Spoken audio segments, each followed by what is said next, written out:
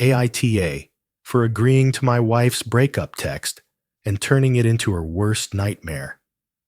Here's the story, Redditors.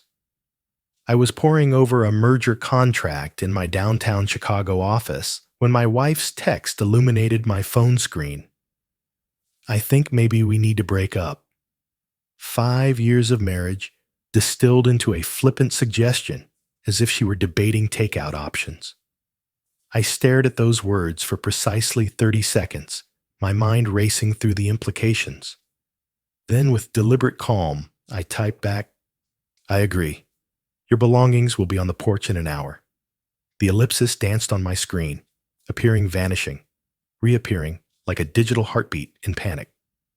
Her frantic response flooded in. "Wait, I was joking. WTF. Alex, call me now." But I wasn't joking, and I certainly wasn't calling. What she didn't realize was that her so-called jest had just ignited a plan I'd been meticulously crafting for weeks. I closed the merger file and headed home to our Lincoln Park brownstone, a symbol of the perfect life we'd built in this city of shadows and skyscrapers, where money often bought silence and justice was a luxury for the connected. Mia's wardrobe was impeccably organized by color, a testament to her obsession with appearances. I methodically pulled dresses, blouses, and those exorbitantly priced shoes she called investments from the closet, stuffing them into garbage bags with the precision I reserved for dissecting legal documents. My phone buzzed relentlessly, Mia, calling, texting, pleading. I ignored it all. She'd claimed late nights at work for 6 consecutive evenings. I might have bought it, except I knew better. Either she was revolutionizing quantum physics, or she was entangled with someone else.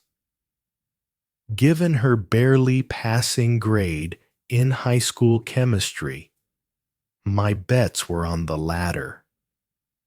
In Chicago, where corruption seeped into every deal and alliance, I'd learned to notice the cracks before they widened. And Mia's facade was fracturing. 3 months ago, the first cracks appeared in Mia's perfect facade. It started subtly late nights at the office, a new wardrobe dripping with designer labels her salary couldn't justify, her phone suddenly password protected. She'd come home and head straight for the shower, as if washing away more than just the day's stress. I'm not the type to jump to conclusions, Redditors, but I'm a corporate lawyer who makes a living spotting lies in million-dollar deals. Those details weren't just red flags, they were flashing neon signs. So I hired Daniel Carter, a former Chicago PD detective turned private investigator with a reputation for uncovering truths others buried. His report landed in my inbox 3 weeks later, and it confirmed everything I'd feared and more. Mia wasn't just cheating. She was entangled with Victor Langston, CEO of Langston Elite Properties. His name alone sounded like a private club that still checked your skin tone at the door. The photos Daniel provided were damning. Mia and Victor at a candlelit table in Gibson's Steakhouse, her hand resting on his arm, his gaze locked on her lips with predatory intent. But it wasn't just an affair.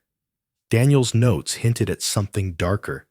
Victor had coerced Mia into using recreational drugs to ensure her silence, a tactic to keep her compliant. It wasn't love, it was control.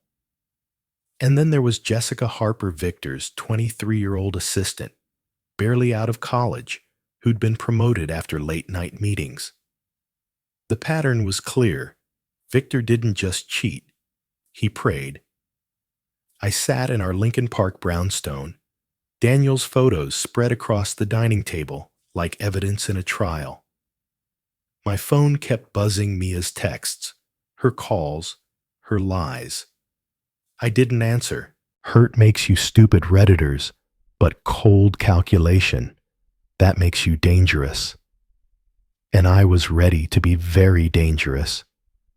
Mia's BMW screeched into our Lincoln Park driveway just as I dragged the last of her garbage bags to the porch. She leapt out, her perfectly styled brunette hair whipping around her face like a storm was brewing. "Alex, what the hell?" she gasped, staring at the bags, then at me in the doorway. I was kidding. I was kidding. I leaned against the frame, arms crossed. "Was it a joke? When you were with your boss? Last Tuesday? Mia? Or just when you texted me about breaking up?" Her face cycled through a masterclass of emotions. Shock, denial, anger, fear, like an actress who'd missed her Oscar-worthy role. I pulled out my phone and showed her the Gibson's photo, her hand on Victor Langston's arm, his eyes devouring her. "Daniel Carter's very thorough," I said coolly. "Former Chicago PD, now freelance. Excellent at catching lies." Her mask crumbled. "You had me followed," she sputtered. "I had my suspicions confirmed.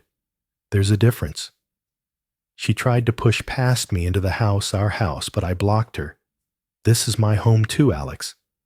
"Check the deed," I said, voice like steel. "My name only.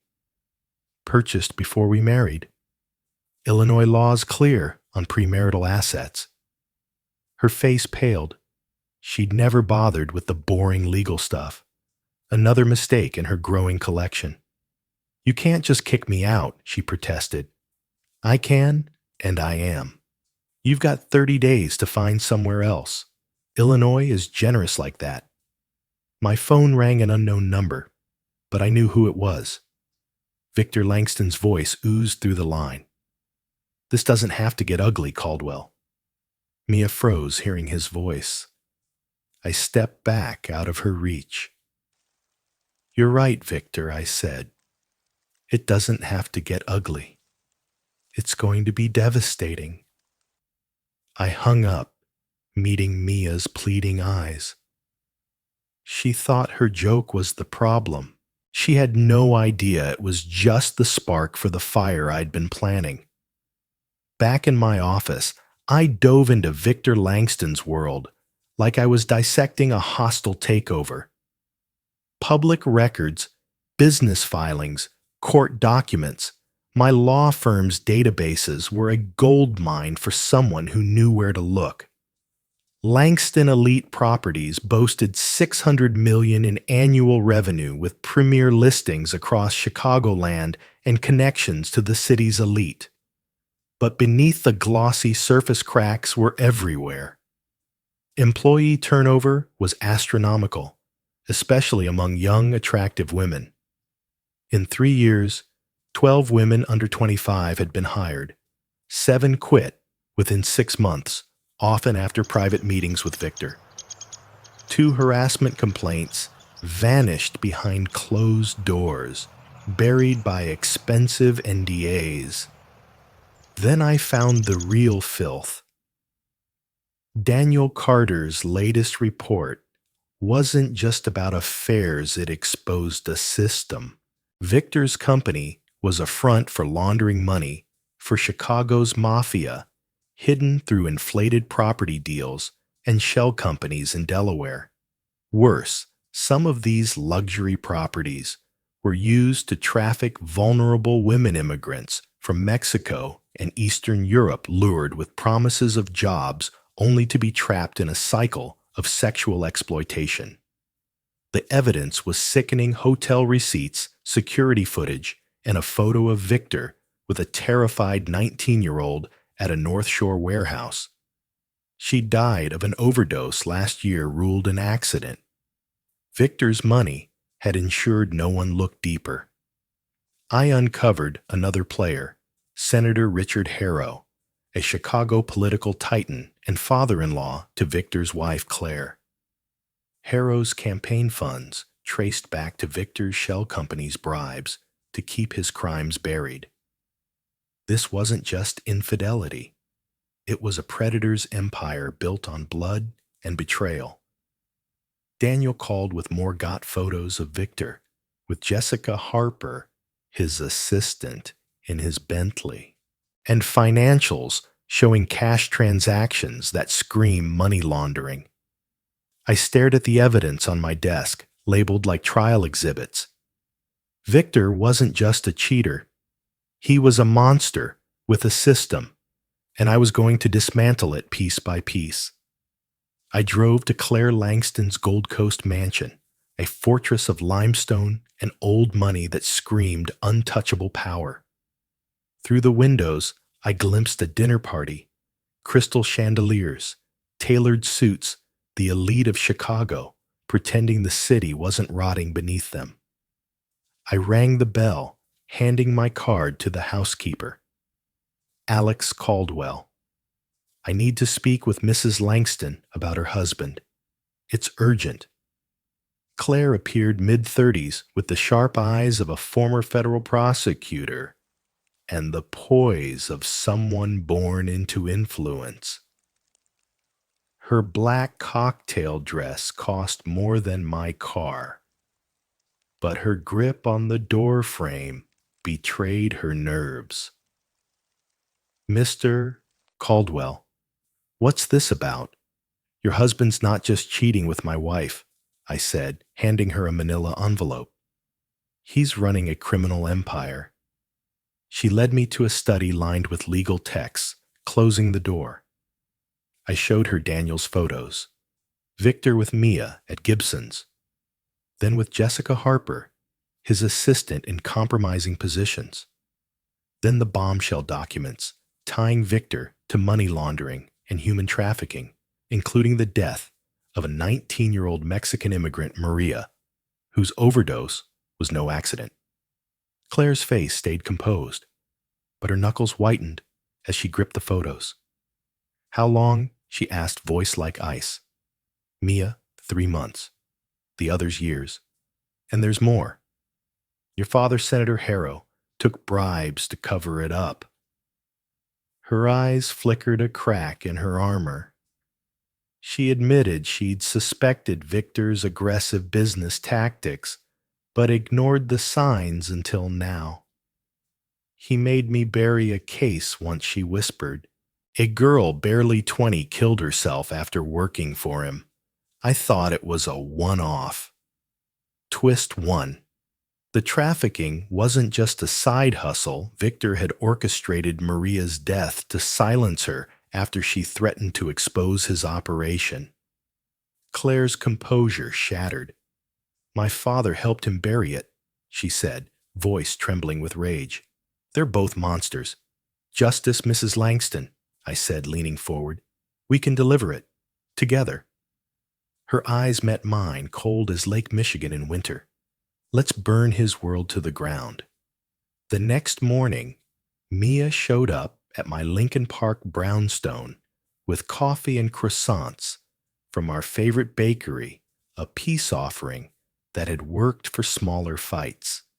She wore the green dress I'd once said made her eyes glow, her makeup subtle, crafted to look vulnerable. Alex, can we talk? She asked, setting the coffee on my counter. 5 years of marriage deserves that. I took the coffee, but stayed standing, my voice flat. Go ahead. Talk. This thing with Victor, it just happened. It doesn't mean anything. Her voice trembled, but her eyes darted, calculating. Which one? I shot back. The time in his office, the Bentley, or the 3 hours at the Palmer House last Tuesday.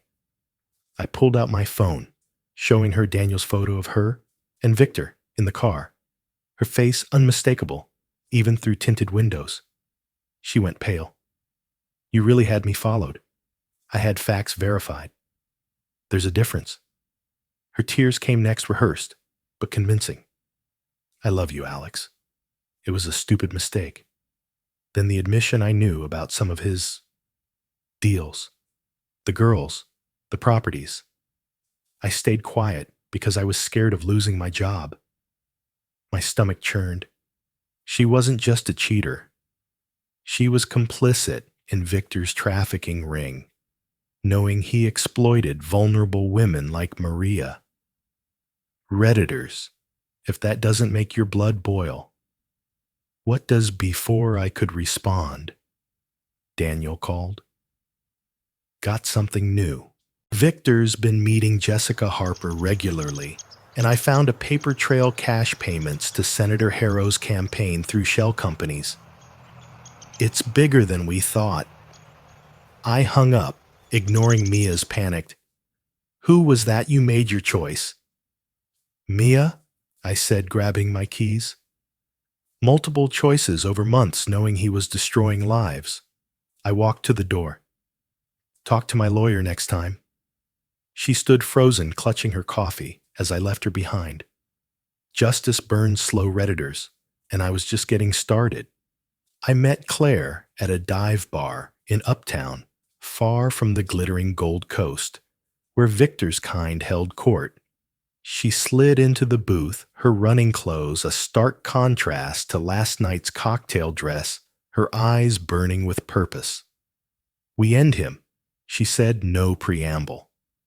Not just divorce, total destruction. I nodded.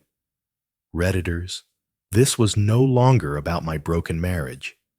It was about dismantling a predator who thought money made him a god. Our plan was surgical. Claire would leverage her connections, former colleagues at the U.S. Attorney's Office, and her father's judicial allies to trigger SEC and FBI investigations into Victor's money laundering and trafficking. She'd file for divorce, freezing his assets before he could flee to some offshore haven. I'd work with Daniel to gather more evidence, focusing on Jessica Harper, Victor's assistant, who'd agreed to testify about his coercion. Her story was gut-wrenching. Victor had forced her into a relationship for a promotion, threatening to deport her immigrant mother if she refused. Twist 2. Daniel uncovered a hidden drive in Victor's office. Videos of him blackmailing women, including Mia, with explicit recordings to ensure their silence. Worse, one file hinted at a darker secret. Victor had orchestrated the accidental death of a rival developer who'd threatened to expose his trafficking ring 2 years ago. The police report called it a car crash. Daniel's sources said it was sabotage. This wasn't just a cheater or a crook. Victor was a murderer hiding behind a tailored suit. We also found proof of Victor's payments to Senator Harrow, funneled through shell companies to fund a re-election campaign. Those funds tied directly to properties used for trafficking. Harrow's as dirty as Victor Clare, said, her voice like a blade. They both go down. Victor wasn't clueless. That evening, he confronted me outside my office, flanked by 2 goons with poorly concealed guns. You're poking into things you don't understand. Caldwell, he sneered. Back off, or you'll regret it. I smiled, cold as Chicago winter. You assumed I couldn't fight back, Victor. That was your first mistake. I walked away, his eyes boring into my back, knowing the real war was about to begin. At 3 a.m., a brick shattered my kitchen window glass, spraying across the floor like a broken promise. Attached was a note in jagged scrawl. Drop the investigation, or next time it's not a window. I called the police. Then Claire. She arrived with private security, her face a mask of controlled fury, as cops dusted for prints they'd never find. He's panicking, she said, studying the note. This is ammunition. By morning, Daniel had more. Turn on Channel 7, he said. The news showed FBI agents storming Langston Elite Properties, the Chiron screaming FBI raids luxury real estate firm in money laundering and trafficking probe. Victor's empire was crumbling on live TV, and I felt a savage satisfaction. But Daniel warned, he's cornered now. Men like him get dangerous when they've got nothing to lose. Mia called, her voice shaking. Victor's unhinged Alex. He's blaming you for everything, says he'll make you pay. I'm scared. I told her to stay at her sister's and call the police if he contacted her. She'd known about his trafficking, his blackmail, and stayed silent. Her fear didn't absolve her. She'd chosen to be his accomplice. Then Victor escalated. Claire showed me a text he'd sent her. Tell your new boyfriend to back off, or he'll regret it. This isn't over. Sent an hour ago, it was a direct threat to a federal judge's daughter. Pure stupidity. But the real bomb came from Daniel Victor's client list, had surfaced a digital ledger exposing Chicago's elite senators, judges, CEOs, who'd used his properties for trafficking and paid to keep it quiet. Senator Harrow's name was at the top, linked to bribes that buried Maria's death. Redditors, this was the kind of corruption that makes you want to burn the system down, powerful men exploiting the powerless, all hidden by money. Claire's eyes gleamed like a prosecutor smelling blood. This gives us probable cause for a restraining order. And men who make threats like this, they make mistakes.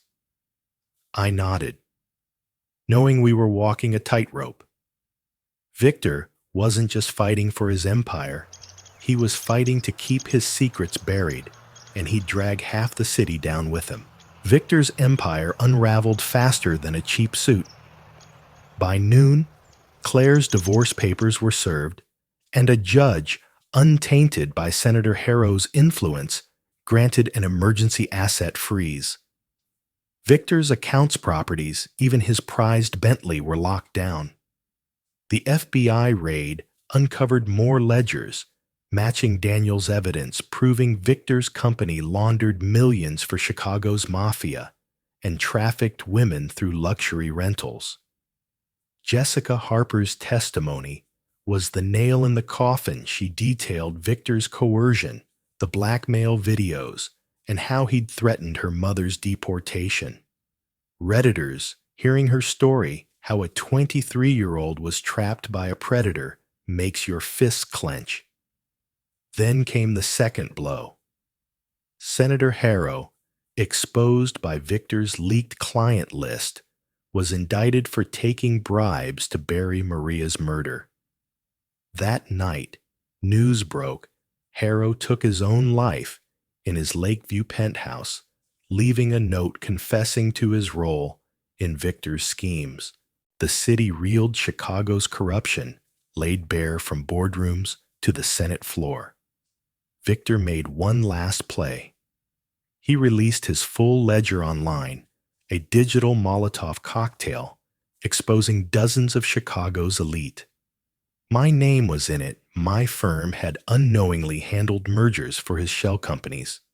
Reporters swarmed. My career teetered, but I refused to bend. Then at O'Hare, FBI agents nabbed Victor, trying to board a flight to Costa Rica. His tailored suit rumpled, his arrogance gone. In jail, he attempted suicide with a smuggled blade. Pathetic. But he survived, left to face trial in a cell. Twist aftermath.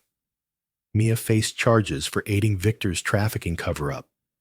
Her "I was scared" excuse crumbling under evidence of her complicity. Jessica's testimony freed a dozen women from Victor's properties, their stories sparking protests across Chicago. My phone buzzed with Mia's final call. "You destroyed everything." I hung up thinking, no, you did.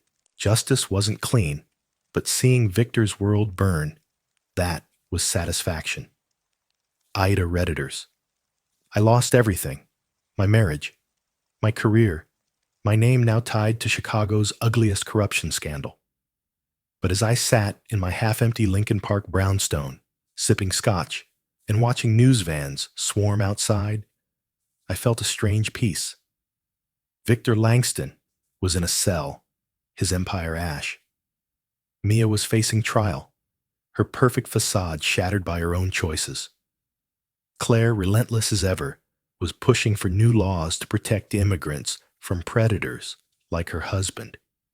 And Jessica Harper, she was rebuilding her life, her testimony freeing over a dozen women from the hell Victor created. Their faces, Maria's included, flashed on the news no longer just victims, but survivors sparking a movement. I'd played a dangerous game, and the blast radius caught me too. My firm fired me when Victor's ledger implicated our merger deals. Reporters painted me as either a hero or a reckless vigilante, depends on the headline. But justice, as Claire said, burns slow and leaves nothing behind. Victor thought money made him untouchable. He learned otherwise. Senator Harrow's suicide exposed the rot in Chicago's elite, and the protests outside City Hall demanded accountability. I'd lost my old life, but from the ashes, something new emerged, a clarity that sometimes, when the system fails, you have to tear it down yourself. Mia's last voicemail played. "I'm sorry, Alex. What happens now?" I deleted it, looking at Claire across the room, already planning her next move. "Now we deal with the consequences," I said, half to her, half to the ghosts of our old lives. All of us. Redditors, was it justice or revenge? Maybe it's both when a predator's empire falls, and you're left standing in the ruins, knowing you lit the match.